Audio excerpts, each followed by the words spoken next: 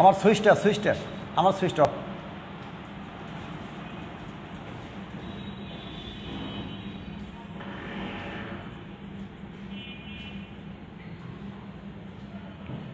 আচ্ছা, তাপমাত্রা আমরা গত ক্লাসে তাপমাত্রা পরিমাপের 3টে স্কেলের কথা বলছিলাম।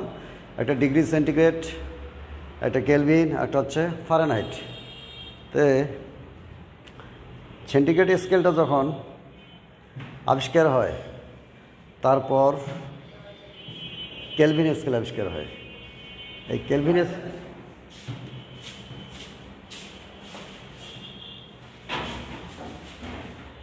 ফার্স্ট সেমিস্টার,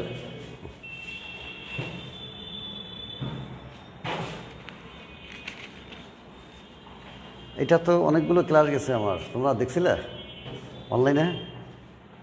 আচ্ছা ঠিক আছে, তাহলে কিছুটা বুঝবো আর কি। আজকে অধ্যায় 4 পৃষ্ঠা 98, হ্যাঁ পৃষ্ঠা 98, এখানে পরম তাপমাত্রা স্কেল লিখছি আমি।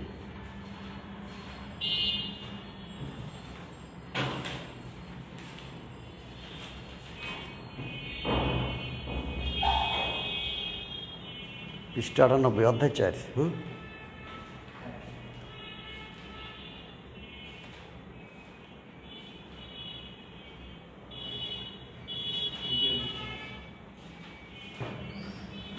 পরম তাপমাত্রা স্কেল।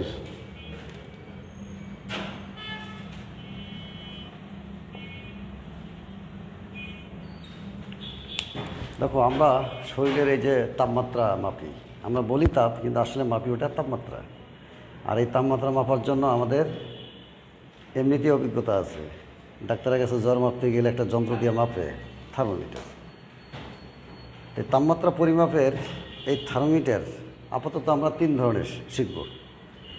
প্রথমটা হচ্ছে সেন্টিগ্রেড থার্মোমিটার, একটা হচ্ছে কেলভিন থার্মোমিটার, আর একটা হচ্ছে ফারেনহাইট থার্মোমিটার। আমরা ডাক্তারের কাছে গেলে সেন্টিগ্রেড যে থার্মোমিটার আর ফারেনহাইট এই দুইটা ব্যবহার হয়। কিন্তু আমরা রসায়নে এই বিভিন্ন পরীক্ষা নিরীক্ষা করবো, প্র্যাকটিক্যাল করব, গবেষণা করব, হ্যাঁ এখানে আমরা তাপমাত্রা পরিমাপ করি, এখানেও করি। এই তাপমাত্রা পরিমাপের জন্য আমাদের কাছে যে স্কেলটা ব্যবহার হবে সেটা হবে কেলভিন স্কেল। কেলভিন স্কেল এটাকে পরম তাপমাত্রা স্কেলও বলে, লিখে দিচ্ছি, কেলভিন বা পরম তাপমাত্রা স্কেল। তাপমাত্রা পরিমাপের জন্য এই স্কেলটা আবিষ্কার করছে বিজ্ঞানী লর্ড কেলভিন। তার নাম অনুসারেই এই নামকরণ করা হয়েছে। তো সেন্টিগ্রেডটা আবিষ্কার হওয়ার পর কেলভিন স্কেলটা আবিষ্কার হয়েছে। কীভাবে আবিষ্কার করব? আমরা এটা মূল বিন্দু, এটা এক্স, এটা ওয়াই, এদিকে যাবে সব প্লাস, এদিকে আসবে সব মাইনাস। মানে এখানে যদি 10 degree, 30 degree, 40 degree, 100 degree, 200 degree, 300 degree এভাবে যেতে থাকবো প্লাস দিয়ে। আর যদি এই মূল বিন্দু বামে নিয়ে আসি তাহলে মাইনাস দিয়ে, -1, 2, 3 এইভাবে 300 পর্যন্ত ধরলাম।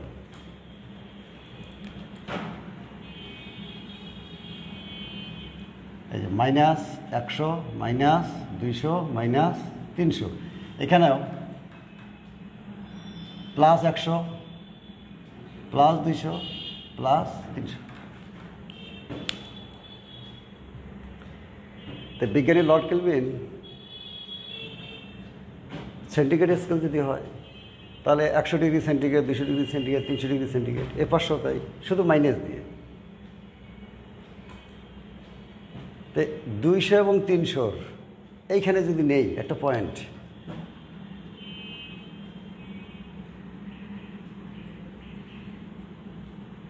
-273 ধরলাম, কারণ 273 পার হলে কত হবে? 300।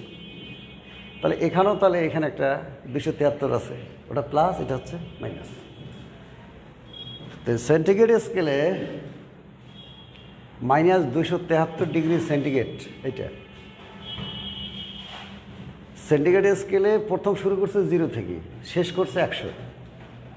অর্থাৎ সেন্টিগ্রেড স্কেলের দাগ কাটা আছে 0 থেকে 100। উপরের তাপমাত্রা 100, নিচেরটা হচ্ছে 0। আর বিজ্ঞানী লর্ড কেলভিন করছে কি, উনি যে স্কেলটা বার করলো, উনি -273°C ধরছে শূন্য। তাহলে উপরে কত হবে? ভর তো 100 থাকবে, তাহলে 373 থাকবে। নিচেরটা হচ্ছে -273°C, আর উপরে হলো 373, তার পার্থক্য কত হয়? 100। তো লর্ড কেলভিন এইটুকু চালাকি করছে, -273°C শূন্য হিসাবে ধরে তাপমাত্রা পরিমাপের জন্য একটা নতুন স্কেল আবিষ্কার করে বিজ্ঞানী লর্ড কেলভিন এই স্কেলটাকে কেলভিন স্কেল বা পরম তাপমাত্রা স্কেল বলে। ঠিক আছে, সেন্টিগ্রেড স্কেলে প্রকাশ করা হয় প্রতীক দিয়ে degree centigrade, degree centigrade, degree centigrade. Kelvin স্কেলে প্রকাশ করব ডিগ্রি কেলভিন, ডিগ্রি কেলভিন। কিন্তু কেলভিন স্কেলে এই ডিগ্রিটা দেওয়া হয় না, শুধু কে লিখলেই চলে, সেন্টিগ্রেডে ডিগ্রি দিতে হয়। আর সেন্টিগ্রেড স্কেলের তাপমাত্রা প্রতীক হচ্ছে টেম্পারেচার, টেম্পারেচারের টি, ওইটা ছোটো হাতের, এটা আসবে টি, ডিগ্রি সেন্টিগ্রেড। আর এইটার বেলায় আসবে টি কেলভিন, টি। এই কেলভিন স্কেলে বড় হাতের টি তাপমাত্রা, সেন্টিগ্রেড স্কেলে ছোটো হাতের টি। তাহলে সেন্টিগ্রেড থাকিয়েই কেলভিন স্কেলটা আসবে। তাহলে কেলভিন স্কেলের সাথে সেন্টিগ্রেড স্কেলের কি সম্পর্ক আছে?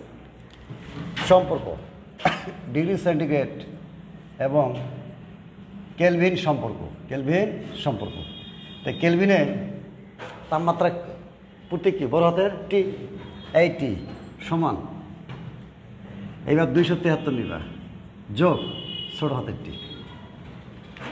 তাহলে সেন্টিগ্রেড থেকে কেলভিনে আসতে পারবা, কেলভিন থেকে সেন্টিগ্রেড যেতে পারবো। যেমন মনে করো সেন্টিগ্রেড স্কেলের তাপমাত্রা 25°, কেলভিন স্কেলে কত?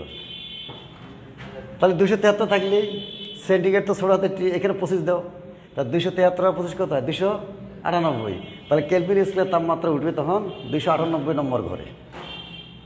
ওইটা যদি আমাদের গায়ে দেই, ঠিক আছে, সেন্টিগ্রেড যদি আমরা থার্মোমিটার গায়ে দেই এবং মাপি, তাহলে আমার টেম্পারেচারটা একটু মনে করো, উদাহরণ দিচ্ছি 25°, 25-এর দাগে যাবে, ওই পারদটা যা আটকে যাবে, তাহলে আমার তাপমাত্রা হলো 25। এইবার যদি আমি আমার ওই গায়ে কেলভিন থার্মোমিটারটা লাগাই, তাহলে এইটার তাপমাত্রা উঠবে, মানে পারদটা যাবে, থার্মোমিটারের ভিতরে তো পারদ আছে, ওইটাই ওঠে, ওইটা দিয়েই বোঝা যায় তাপমাত্রা কত। ও তখন উঠবে 298 ঘরে গিয়ে ঠেকে যাবে। তাহলে 273 সাথে 25 যোগ করলে কত হয়? 298। অর্থাৎ কেলভিনের সাথে সেন্টিগ্রেড স্কেলের তাপমাত্রার সম্পর্ক, কেলভিন স্কেলের তাপমাত্রা সমান সমান 273 যোগ সেন্টিগ্রেড স্কেলের তাপমাত্রা। ক্লিয়ার? এইখানে এই যে -273°C তাপমাত্রা যে পাইলাম, পরম শূন্য তাপমাত্রা, পরম শূন্য তাপমাত্রা। তো -273°C তাপমাত্রা কেলভিন যে ধরল, দেখো এখানে একটা সুন্দর একটা পড়া আছে, পরম শূন্য তাপমাত্রা, অ্যাবসোলিউট জিরো টেম্পারেচার ইংরেজিতে বলা হয়। পরম শূন্য তাপমাত্রা কি? খুব ইম্পর্টেন্ট, পরীক্ষায় বোর্ডে বারবার আসছে। -273°C তাপমাত্রায় যে কোনো গ্যাসের আয়তন তাত্ত্বিকভাবে 0 হয়ে যায়। তো পৃথিবীতে একটা পরমাণুর আয়তন আছে, সেখানে একটা বস্তু নিয়ে পরীক্ষা করতেছি, -273°C তাপমাত্রা যদি কোনো বস্তু আমরা তুলি, তাহলে ওর কোনো আয়তন থাকে না, ওর কোনো, এটা তাত্ত্বিকভাবে, থিওরিটিক্যালভাবে, বাস্তবে কিন্তু না। তাত্ত্বিকভাবে কোনো বস্তুর আয়তন -273°C তাপমাত্রায় 0 হয়ে যায়। এই তাপমাত্রাটাকে পরম শূন্য তাপমাত্রা বলে, এই তাপমাত্রাটাকে পরম শূন্য তাপমাত্রা বলে। পরীক্ষায় খুব আসে। হ্যাঁ, এবার আমরা শিখব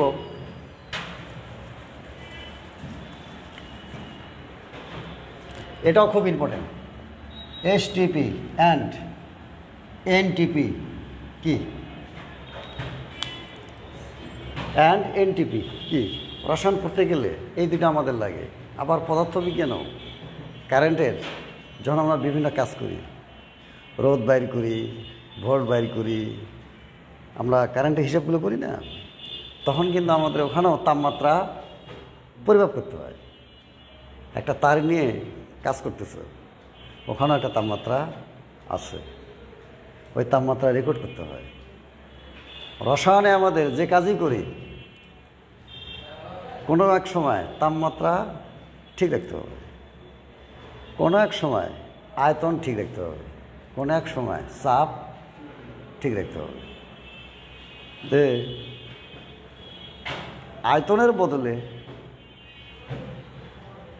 চাপ, বায়ুর চাপ, এই যে এটা আছে, এখানে বায়ুর চাপ আছে, এখানে আর তাপমাত্রা আছে। আর বস্তু যেহেতু এর আয়তন থাকবেই, তাহলে আয়তনটা বাদ দিই, ধরবো কি তাপমাত্রা, চাপ। তে কোনো গ্যাসীয় বস্তুর আয়তন তুলনা করতে যদি আমরা যাই, আয়তন, এটা নাইট্রোজেন গ্যাস, এটা অক্সিজেন গ্যাস, হ্যাঁ, তাহলে এর আয়তন কেমন হবে, এর আয়তন কেমন হবে, হাইড্রোজেন গ্যাস আছে তার আয়তন কেমন হবে, অ্যামোনিয়া গ্যাস আছে তার আয়তন কেমন হবে। এই আয়তনগুলো যখন তুলনা করতে যায় তখন ওই সময় তাপমাত্রা এবং চাপ নির্দিষ্ট একটা মান নিতে হয়, তাপমাত্রা এবং চাপের নির্দিষ্ট মান নিতে হয়। এই যে নির্দিষ্ট মানটা নেব তাপমাত্রা এবং চাপের, এটাকেই এসটিপি এবং এনটিপি বলে। ওই নির্দিষ্ট তাপমাত্রা এবং চাপ নিয়ে আমরা বস্তুর আয়তনের তুলনা করতে পারি। ওই যে নির্দিষ্ট তাপমাত্রা, চাপ, এটাই হচ্ছে সাধারণভাবে মানে সংক্ষেপে এসটিপি এবং এনটিপি। তাহলে এই যে চাপ আর তাপমাত্রা ধরলাম, এটা কত? সেটা হচ্ছে 0 ডিগ্রি,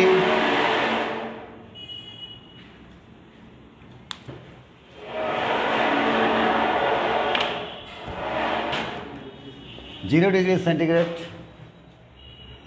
বা 273 কেলভিন, 273 কেলভিন। আর এটা হচ্ছে তাপমাত্রা, আর চাপটা হচ্ছে 1 অ্যাটমসফিয়ার, চাপটা হচ্ছে 1 অ্যাটমসফিয়ার। তাহলে এই তাপমাত্রাকে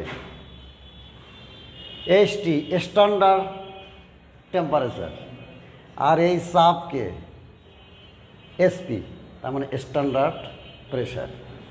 অর্থাৎ 0 ডিগ্রি সেন্টিগ্রেড বা 273 কেলভিন তাপমাত্রাকে আদর্শ তাপমাত্রা বা নর্মাল তাপমাত্রা, এনটা হচ্ছে নর্মাল তাপমাত্রা, এবং 1 অ্যাটমসফিয়ার চাপকে আদর্শ চাপ বা প্রেশার বা নর্মাল প্রেশার বা চাপ বলা হয়।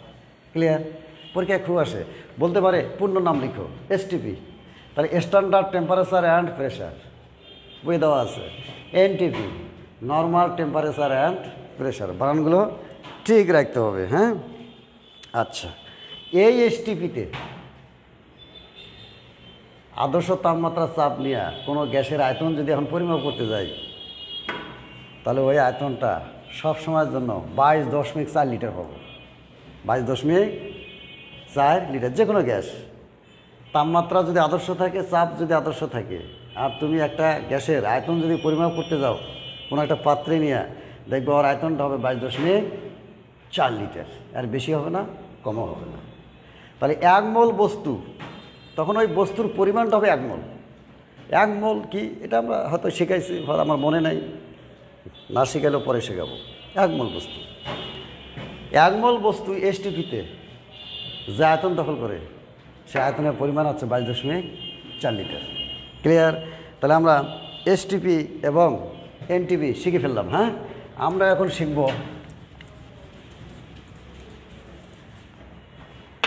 তাহলে এখানে 3টা জিনিস পেলাম, চাপ আর তাপমাত্রাকে নিয়ে আয়তন বের করতে পারতেছি। তাহলে আয়তন, চাপ, আর কি তাপমাত্রা, এই 3টারই একক শেখা লাগবে।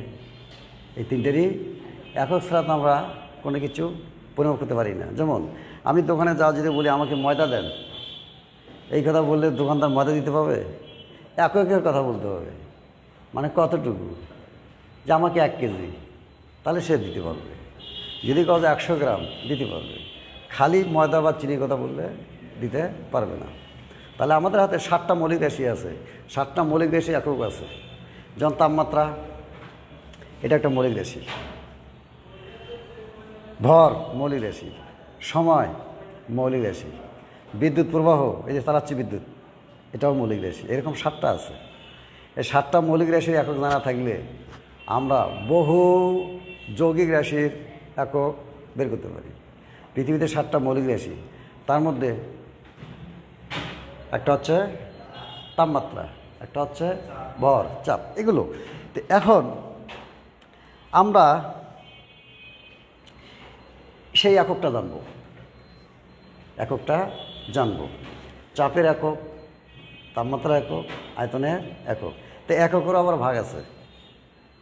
তার মধ্যে সবচেয়ে যেটা বেশি ছিল সেটা হচ্ছে এসআই একক। এসআই এককে, হ্যাঁ, এসআই এককে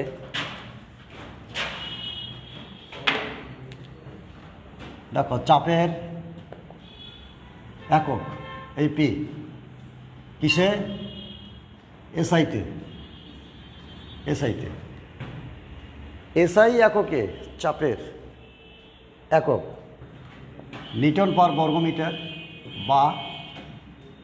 বা প্যাসকেল বা অ্যাটমসফিয়ার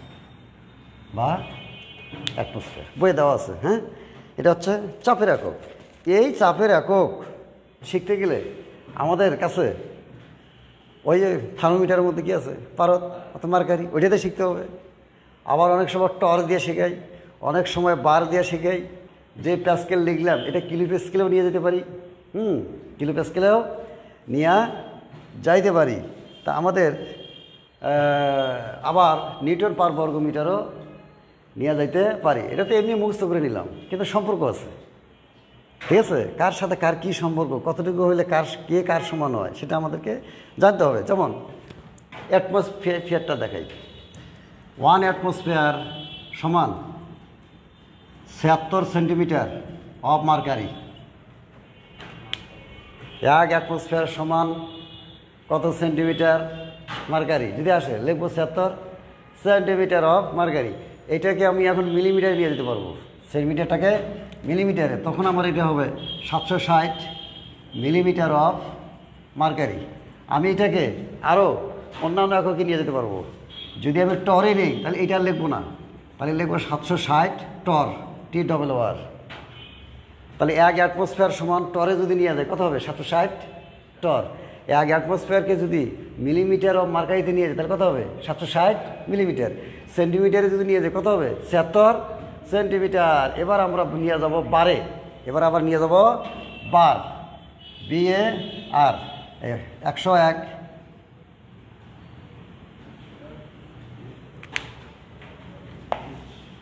101 101 3 2 5 101 3 2 5 এত বার। তার মানে 1 অ্যাটমসফিয়ার সমান এত বার। যদি বলে অ্যাটমসফিয়ারের সাথে বারের সম্পর্ক লিখো, তখন তোমরা লিখবে 1 অ্যাটমসফিয়ার সমান এত বার। কী হবে? 1.01325 বার। হ্যাঁ, যদি আমরা বার পাই তাহলে এবার কিলো প্যাসকেলে নিয়ে যেতে পারবো। কিলো প্যাসকেলে সমান 101.325 কিলো প্যাসকেল। তখন দশমিকটা এখানে এসে যাবে। জিনিস ঠিক আছে, বার উঠে যায় কী হবে? Kilo Pascal. যদি বলে বার আর প্যাসকেলের মধ্যে চাপের সম্পর্ক দেখাও, তখন লিখবা এত বার সমান সমান এত কিলো প্যাসকেল। অথবা যদি কিলো প্যাসকেলের সাথে অ্যাটমসফিয়ারের সম্পর্ক দাও তাহলে দেখাবা 1 অ্যাটমসফিয়ার সমান এত কিলো প্যাসকেল। কারণ এইটার সমান এইটা, তাহলে এর সাথে আর সম্পর্ক দেখানো যাবে। এইটার সমান এইটা, এর সাথে আর সম্পর্ক দেখানো যাবে। আবার এইটার সমান এইটা, এইটার সমান এইটা, তাহলে সম্পর্ক দেখা। এইভাবে সবগুলোর সাথে আমরা সম্পর্ক দেখাইতে পারবো। যদি কিলো প্যাসকেল দেখাইতে পারি তাহলে আমি প্যাসকেলও দেখাইতে পারবো। কীভাবে? 101.325 গুণন 10⁵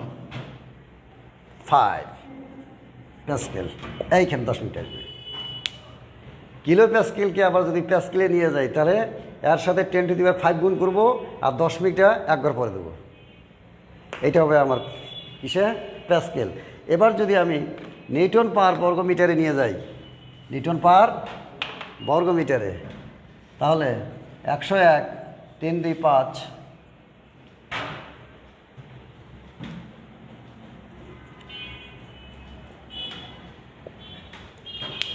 যখনই তুমি প্যাসকেল পেয়ে যাবা, প্যাসকেল ওঠাই দিয়া জিনিস সব ঠিক আছে, এই যে ঠিক আছে, প্যাসকেল ওঠাই দিয়া নিউটন পার বর্গমিটার লিখতে পারবা,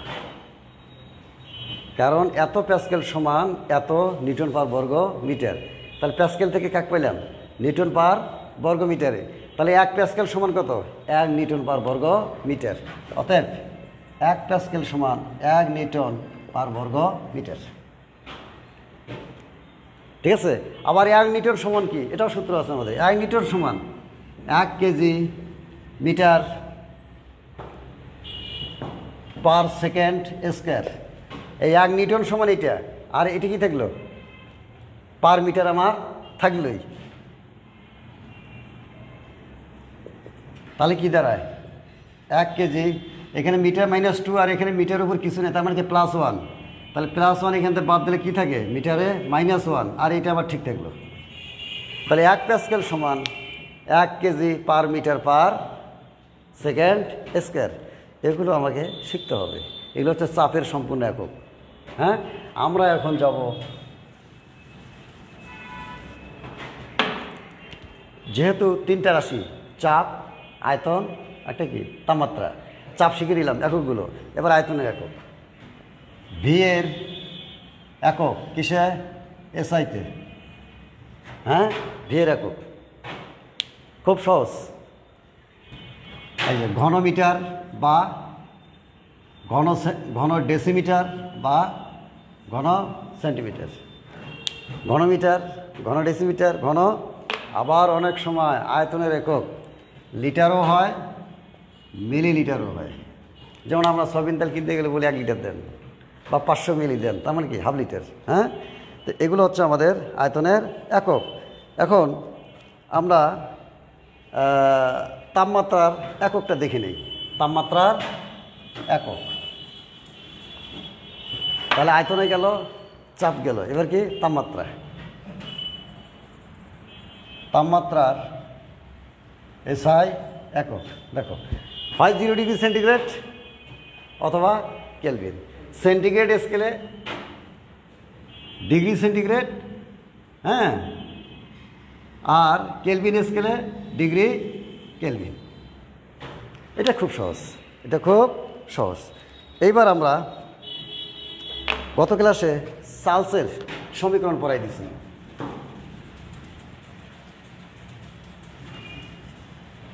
এটা তো অনলাইনে পাবা, আবার তুমি মোবাইলে পাবা তুমি। হ্যাঁ, তো আমরা গত ক্লাসে বয়েলের সূত্র, চার্লসের সূত্র করাই দিছি, বয়েলের লেখচিত্রও করাই দিছি। চার্লসের লেখচিত্রটা আমরা করাই দিতে পারি নাই, সেটা দেখব। চার্লসের লেখচিত্র, চার্লসের লেখচিত্র।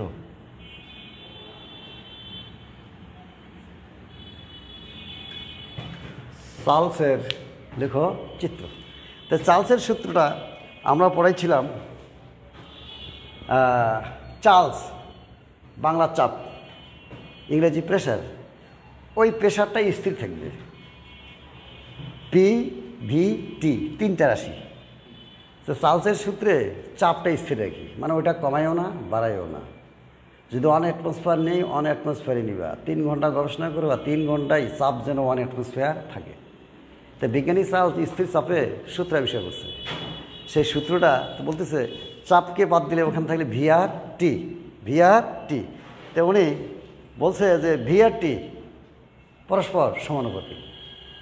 চার্লসের সূত্রটা হচ্ছে ভি প্রপোর্শনাল টি, যখন পি স্থির, পি স্থির। অর্থাৎ চাপ স্থির রেখে কোনো গ্যাসের উপর যদি তাপমাত্রা বাড়াই, তাহলে আয়তন বেড়ে যাবে। তাপমাত্রা যদি কমাই, আয়তন কমে যাবে। সমানুপাতিকের চিহ্ন সুবিধা হচ্ছে যদি উপরে উপরে 2টা রাশি থাকে, যখন এর নিচে একটা 1 আছে, এর নিচে একটা 1 আছে, তাহলে এই 2টা কি উপরে উপরে যদি 2টা রাশি আর সমানুপাতিক চিহ্ন থাকে, তাহলে যেটা সুবিধা, এ যদি বাড়ে এ বাড়বে, এ যদি বাড়ে এ বাড়বে, এ যদি কমে যায় এ কমে যাবে। এটাই নাম হচ্ছে সমানুপাতিক। এবার বিজ্ঞানী চাপ বলতেছে চাপ যদি স্থির থাকে, তাহলে ওই গ্যাসের আয়তন আর ওইখানে যে তাপমাত্রা আছে তার সাথে সমানুপাতিক। তাহলে এই 2টা দিয়ে একটা লেখচিত্র রাখা যাবে। লেখচিত্রে যদি আর্ট করতে যাই তাহলে দুটো অক্ষ লাগে, একটা এক্স একটা ওয়াই। এক্স অক্ষে একটা রাশি নেব, ওয়াই অক্ষে আরেকটা রাশি নেব, তাহলে আমি কি একটা লেখচিত্র পাই যাবো। সেই লেখচিত্রটা আমরা দেখা দিচ্ছি। তো একটু আগে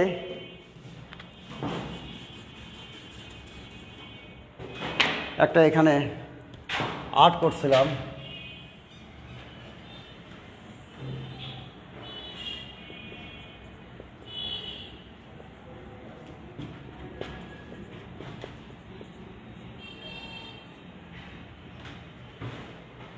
এদিকে কি সব মাইনাস, সব মাইনাস।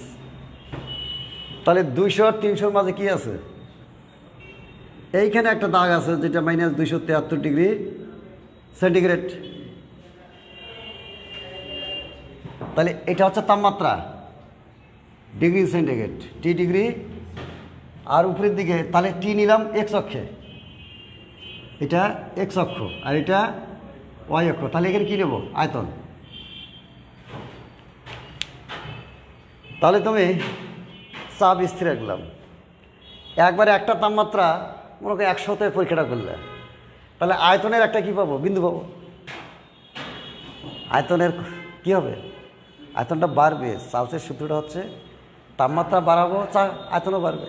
তো 0 থেকে তাপমাত্রা 100 ডিগ্রি করলাম, আয়তন বেড়ে গেল না, তাপমাত্রা বেড়ে গেল, তাহলে আয়তনটা কী হবে? বাড়বে।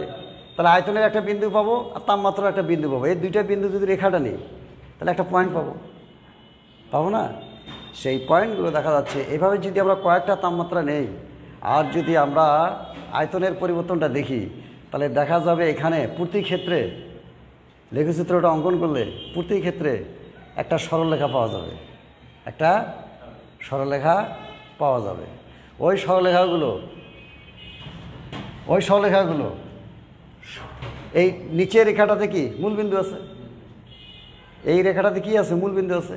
ওই সরলরেখাগুলো দেখা যাবে যে -273 ডিগ্রি সেন্টিগ্রেড যা আছে সেইখানে আসি মিলে যায়, প্রত্যেকটা রেখায় এখানে আসি মিলে যায়। তার মানে কি?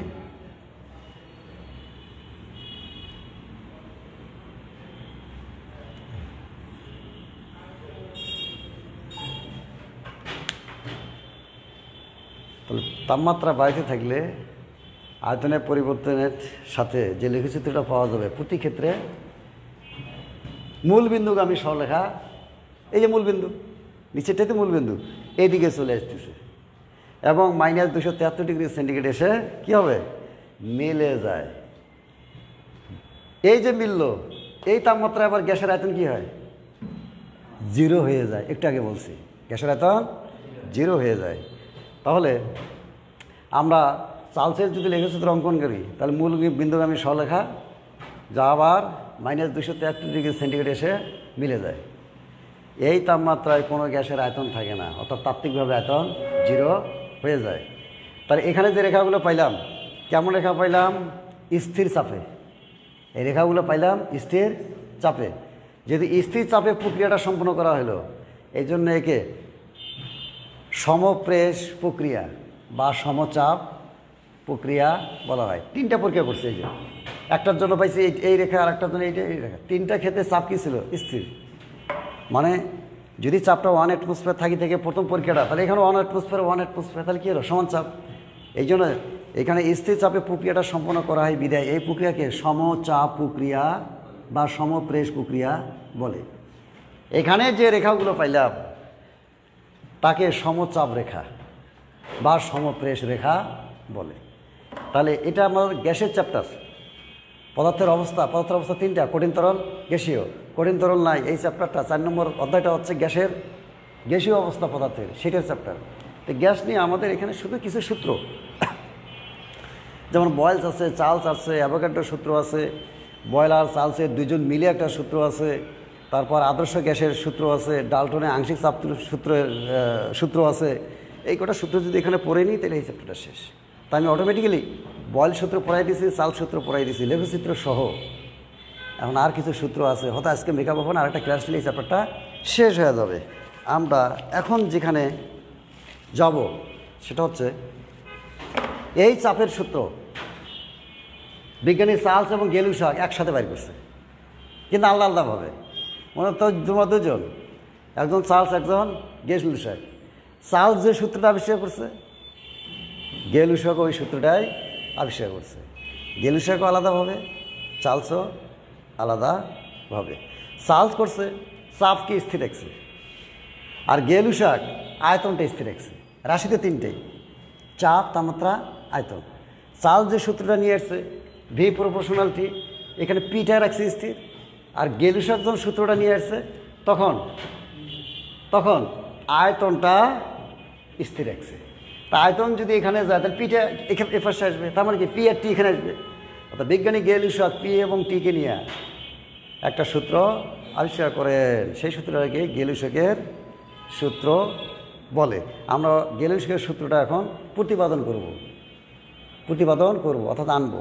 তো অনেক সময় পরীক্ষা আসবে, গেলুসাকের সূত্রটি বিবৃতি করো বা প্রতিপাদন করো বা উপস্থাপন করো, অথবা একই প্রশ্ন কিন্তু গাণিতিক সমীকরণ নিয়ে আসো বা ব্যাখ্যা করো, একই প্রশ্ন।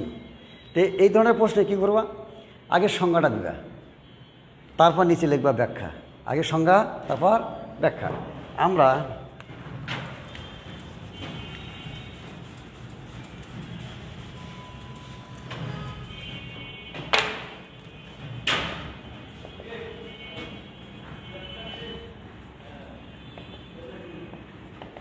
গেলুসাকের চাপের সূত্র,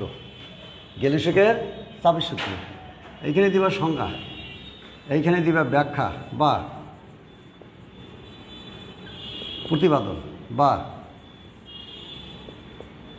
বিবৃতি, একই জিনিস। যদি বলে গেলুসাকের চাপের সূত্রটি কী, তাহলে সংজ্ঞাটা দিবে। যদি বলে প্রতিপাদন করো, সংজ্ঞা দেওয়ার পরে কিভাবে আনছে, গাণিতিক সমীকরণ তো একটা পাবো, সেই পর্যন্ত আনিয়ে দিলেই তোমার প্রতিপাদন হয়ে যাবে। তা আমরা এখানে সংজ্ঞায় যাই, স্থির আয়তনে, স্থির আয়তনে কোনো গ্যাসের উপর তাহলে কী থাকলো আর বাকি, পি আর টি, তিনটেই তো রাশি। গ্যাসের সূত্রে তিনটে রাশি, আরও দিয়ে একটা আছে, এগুলো পরে আসবে। আপাতত তিনটে রাশি, পি, ভি, টি। তো গেলুসাক করছে কি, আয়তনটাকে স্থির রাখছে।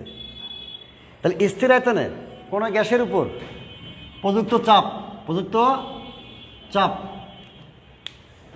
ওই গ্যাসে ওখানে যে তাপমাত্রা আছে সেই তাপমাত্রার সাথে সমানুপাতিক। তাহলে প্রপোর্শনাল তাপমাত্রা বা চাপের প্রতি কি পি, তাপমাত্রা কি টি। এইটা হচ্ছে গেলুসাকের চাপীয় সূত্রের সংজ্ঞা। স্থির আয়তনে কোনো গ্যাসের চাপ এবং ওই গ্যাসের তাপমাত্রা পরস্পর সমানুপাতিক। অর্থাৎ চাপ যদি পি হয়, তাপমাত্রা যদি টি হয়, তাহলে আমরা লিখতে পারি পি প্রপোর্শনাল টি। এইটা হচ্ছে তার সংজ্ঞাটা। এবার বিবৃতি, এই বিবৃতিতে আমরা যাব। দেখো, যদি আয়তন ভি স্থির হয়, ভি স্থির, চাপ পি আর তাপমাত্রা টি হয়, তবে সংজ্ঞা মতে পি প্রপোর্শনাল টি বা সমানুপাতিক চিহ্ন উঠে দিলে একটা সমানুপাতিক ধ্রুবক আসে, ওটাকে কে ধরা হয়। তাহলে এইটা উঠাই দেবো, কী লিখবো তাহলে, কেটি। বা কোনাকুনি গুণ করব, বীজগণিতে যে সমাধান ছিল দেখো, তাহলে টি টাই পাশে আসবে, সমান কি কে। অতএব পি ভাগ টি সমান কে। এটা 1 নম্বর দিলাম। যদি আমি আরেকটা গ্যাস নেই আর ও যদি 1 নম্বর দিয়ে চিহ্নিত করি, তাহলে এটি আসবে। তখন এখানে কী হবে, P1 ভাগ T1 সমান কে। তাহলে আমরা এখন লিখতে পারি সেম ওয়ে,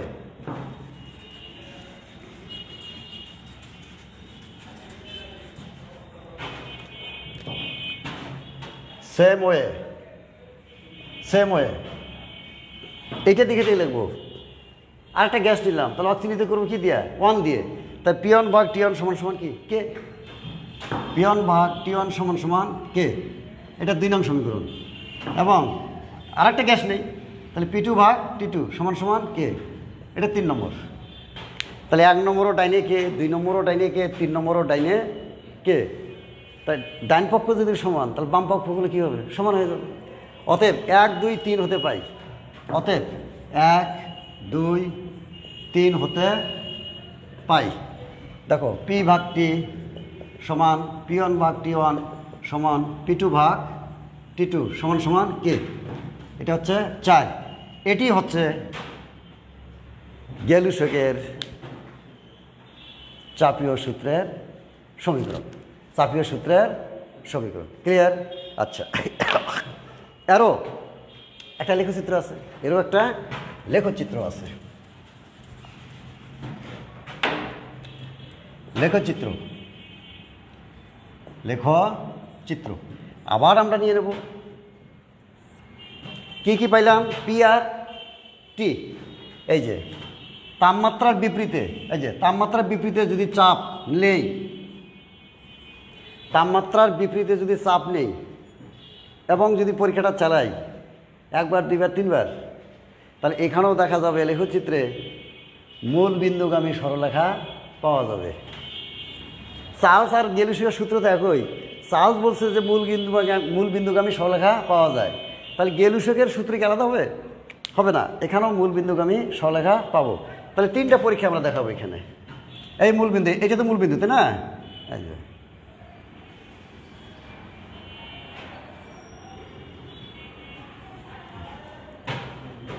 তাহলে এ পাশে কি আমার তাপমাত্রা, এখানে কি চাপ, আয়তন কি স্থির।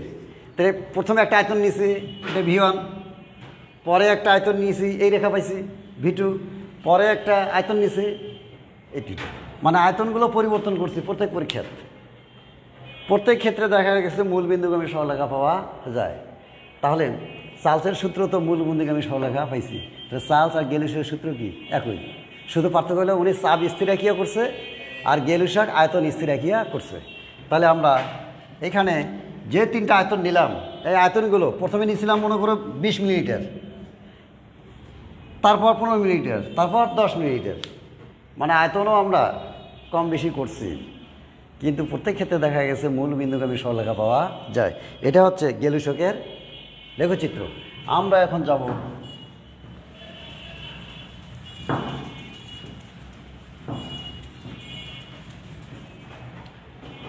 এখন যাব এই যে বয়েল আর চার্লস, যে প্রথম ক্লাসে বয়েল শেখাইছি, চার্লসও শেখাইছি, বয়েল আর চার্লস যে শেখাইছি, ওই দুটাকে একত্রে করলে আরেকটা সমীকরণ পাওয়া যাবে, সেটা আমরা দেখাবো। বয়েল ও চার্লসের সমন্বয় সূত্র,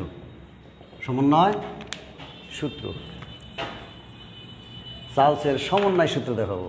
আলাদা আলাদাভাবে শিখছি, এবার কী শিখবো একসাথে। তা আমরা কিছুই নাই, আমরা এখানে লিখবো বয়েলস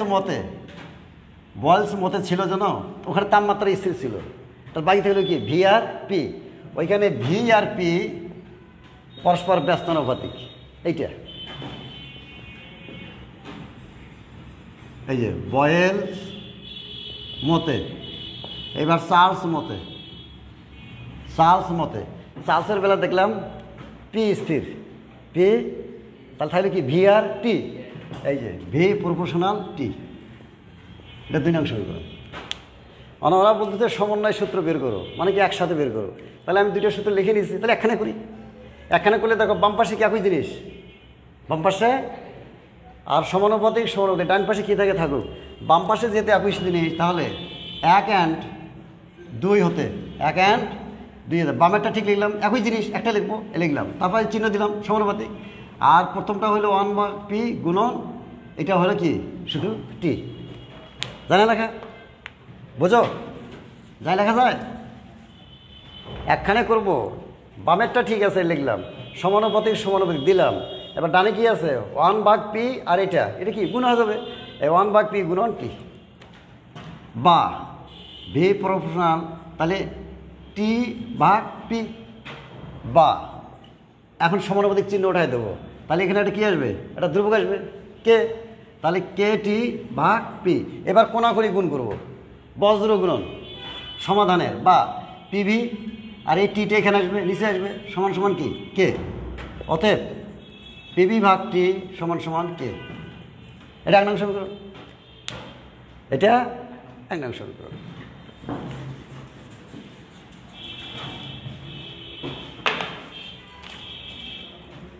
এরকম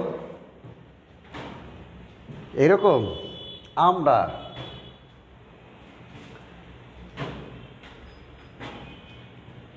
এখানে তো তাপমাত্রা স্থির বয়েলে, আর সালসের বেলা কি স্থির? চাপ পি স্থির।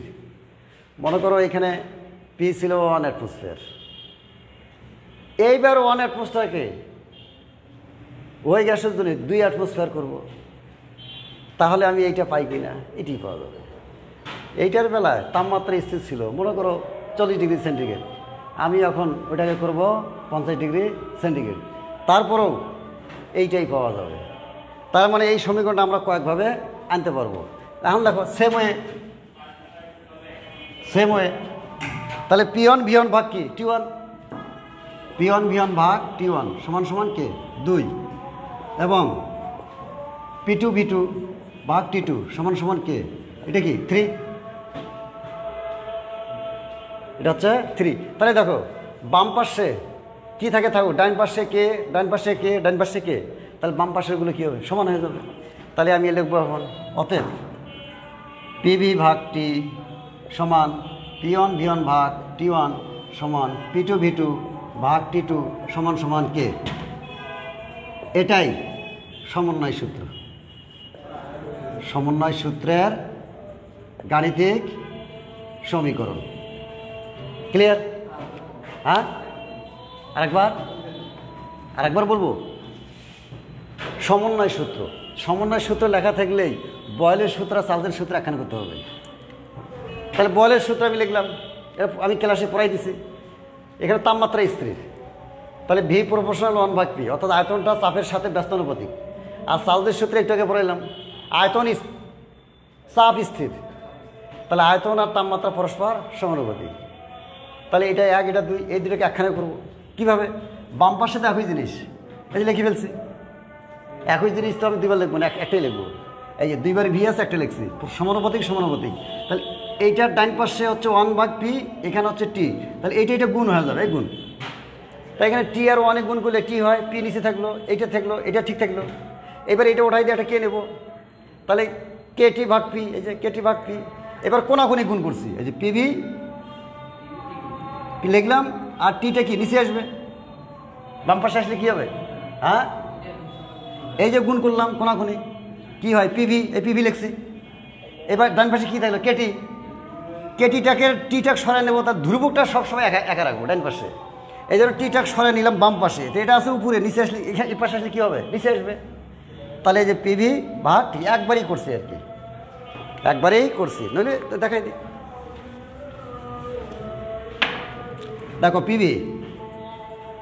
PV সমান সমান ডানে কী থাকে? কেটি। এইবার ডানে এটাও উপরে, এটাও তো উপরে, তাই এইটাকে আমি বামে নিয়ে আসবো, টিটাক। তাহলে এই পাশে কী হবে? নিচে আসবে। উপরে তো PV আছেই, তো বা এই যে PV, এবার টিটাক এখানে নিয়ে আসবো, সমান সমান কী থাকলো? কে? অতএব PV ভাগ T সমান সমান কে? এরকম যত পরীক্ষায় করো, খালি এখানে চিহ্নিত করবা 1, 2, 3 দিয়ে, এই একই সমীকরণ আসবে। এই জন্য লিখছি সেম ওয়ে, মানে একইভাবে। তাহলে P1 V1 ভাগ কী হবে? T1 সমান সমান কে? এই যে এবার আরেকটা পরীক্ষা চালাও, তাহলে কী হবে? 1 জায়গা 2 হবে, তাহলে P2 V2 ভাগ T2 সমান সমান কে? 3। তাহলে দেখো 1 নম্বরও ডানে কে, 2 নম্বরও ডানে কে, 3 নম্বরও ডানে কে, তাহলে বাম পক্ষেরগুলো কী হবে? সমান হয়ে যাবে। এই জন্য এইটা সমান, এইটা সমান, এইটা সমান, আবার সমান কি কে? এইটি হচ্ছে সমন্বয় সূত্র। কার? বয়েল এবং চার্লসের। এবার আমরা পড়ব অ্যাভোগাড্রো সূত্র।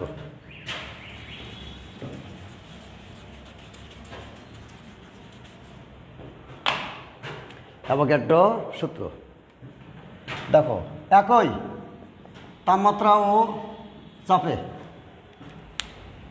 একই তাপমাত্রা ও চাপে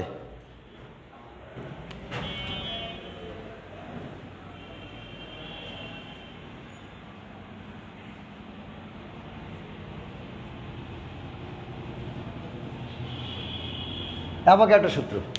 এইবার আরেকটা বিজ্ঞানী এর সূত্রটা বলবো। অ্যাভোগাড্রো সূত্রটা কি? একই তাপমাত্রা ও চাপে, একই তাপমাত্রা ও চাপে যে কোনো গ্যাসের যে কোনো গ্যাসের আয়তন মোল সংখ্যার সাথে সমানুপাতিক, মোল সংখ্যার সাথে সমানুপাতিক। এটা হচ্ছে অ্যাভোগাড্রোর সূত্র। যদি প্রতিপাদন করো তাহলে ব্যাখ্যা, একই তাপমাত্রা ও চাপে যে কোনো গ্যাসের আয়তন ভি ধরলাম আর মোল সংখ্যা এন ধরলাম, মোল সংখ্যা এন, তাহলে এই দুটো কী হবে? পরস্পর সমানুপাতিক। অতএব আমরা লিখতে পারি V proportional N, V proportional N. Clear? এটি হচ্ছে আমার বা ভি সমান সমান কে এন, এটাই অ্যাভোগাড্রো সূত্রের গাণিতিক সমীকরণ। শেষ। আচ্ছা, আমরা এখন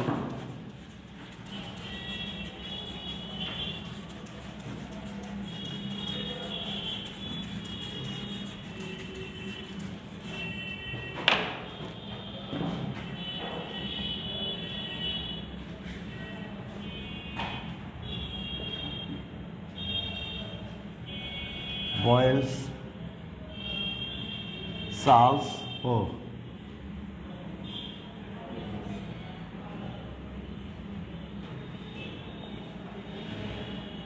সূত্রের এইবার এই যে হয়ে গেছে, একটা মিনিট নেই, এই যে বয়েল আর চার্লস একখানে করলাম, এখন এরপর একটা নতুন বিজ্ঞানী আসলে কি অ্যাভোগাড্রো, ওকেও একখানে করবো, অর্থাৎ এবার তিনটা একখানে করবো, বয়েল চার্লস অ্যাভোগাড্রো। তা আমরা তো জানি, একটু আগে দেখালাম না, লিখবা হ্যাঁ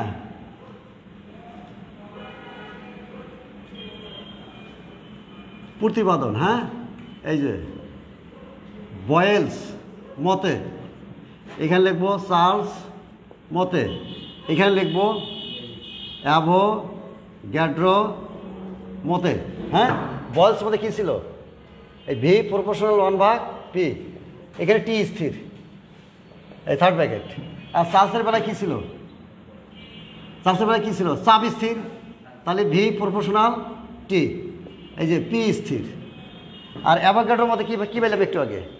V proportional N, V proportional N, V proportional N.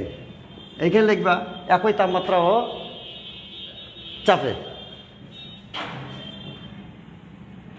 একই তাপমাত্রা ও চাপে। তাহলে এটা হলো 1 নং, এটা 2 নং, এটা হচ্ছে 3 নং।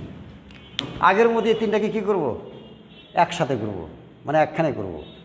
তাহলে বামে দেখো ভি, বামে ভি, বামে ভি, তাহলে একটা ভি লিখব।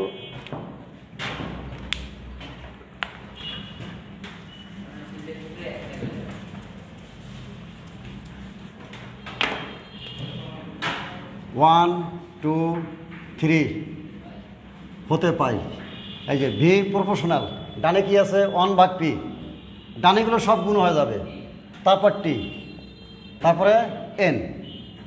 তাহলে ভি প্রপোর্শনাল উপরে গুণ করে নেই, এন টি, এক গুণ করলে এন টি হয়, ভাগ পি, বা এই যে এটা উঠাই দেবো, তাহলে সমানুপাতিক, এটা উঠাই দেওয়ার সমান নিয়ে একটা সমানুপাতিক চিহ্ন নেব, তাহলে কি এন টি ভাগ পি, বা কোনাকুনি গুণ করে নেই, পিভি কে এন টি, এটা হয়, এটা হয়, হয় কি না? আচ্ছা, বা পিভি সমান এই ধ্রুবক কি, এটার বদলে একটা আরেকটা ধ্রুবক নেব, আর এন আর টি। এইখানে যে গ্যাসটা নিয়ে পরীক্ষা করতেছি, ওই গ্যাসটা যদি আদর্শ হয়, তাহলে আদর্শ গ্যাসের একটা ধ্রুবক আছে, ওটাকে বলা হয় মোলার গ্যাস ধ্রুবক, প্রতীক হচ্ছে আর। তাহলে আর হচ্ছে এখানে মোলার গ্যাস ধ্রুবক, আর সমান সমান মোলার গ্যাস ধ্রুবক আদর্শ গ্যাসের জন্য। অত কিছু লিখলাম না, লেখা তো সময়ও নেই। হ্যাঁ, তাহলে আরটা কীভাবে আসলো বুঝা গেল তো? হ্যাঁ, আচ্ছা, যদি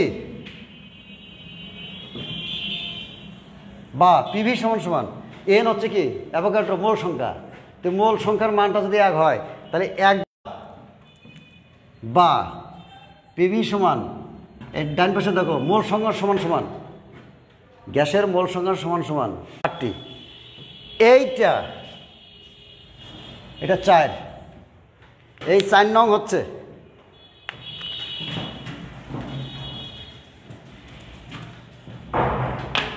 এই 4 নংটা হচ্ছে বয়েল চার্লস অ্যাভোগাড্রোর সমন্বয় সূত্রের গাণিতিক সমীকরণ এবং এই সমীকরণকে আদর্শ গ্যাসের অবস্থা সমীকরণ বলে।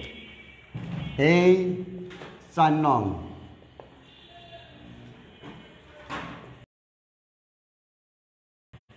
আদর্শ গ্যাসের অবস্থা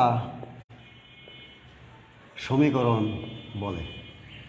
পরীক্ষা আসতে পারে আদর্শ গ্যাসের অবস্থা সমীকরণ প্রতিপাদন করো, তাহলে বয়েল চার্লস অ্যাভোগাড্রো মিলে এটা আনতে হবে। ক্লিয়ার? ক্লিয়ার? তাহলে এখানে জিনিস কি পাইলাম? আদর্শ গ্যাস। তাহলে আদর্শ গ্যাস, আদর্শ গ্যাস কি? উত্তর খুব ইম্পর্টেন্ট কোশ্চেন। হ্যাঁ, হয়ে গেছে। আদর্শ গ্যাস কি? যে গ্যাস পিভি সমান সমান এনআরটি মানে, যে সকল গ্যাস পিভি সমান সমান এনআরটির সূত্র মানে তাদেরকে আদর্শ গ্যাস বলে। বাস্তবে আদর্শ গ্যাস পাওয়া যায় না। এবার শিখব বাস্তব গ্যাস। বাস্তব গ্যাস, যে সকল গ্যাস পিভি সমান সমান এনআরটির সূত্র মানে না তাদেরকে বলে বাস্তব গ্যাস। ক্লিয়ার? আমরা আজকে বোধহয় এখানেই শেষ করব। হ্যাঁ, ওকে, আজকে এখানেই থাকবে। হ্যাঁ।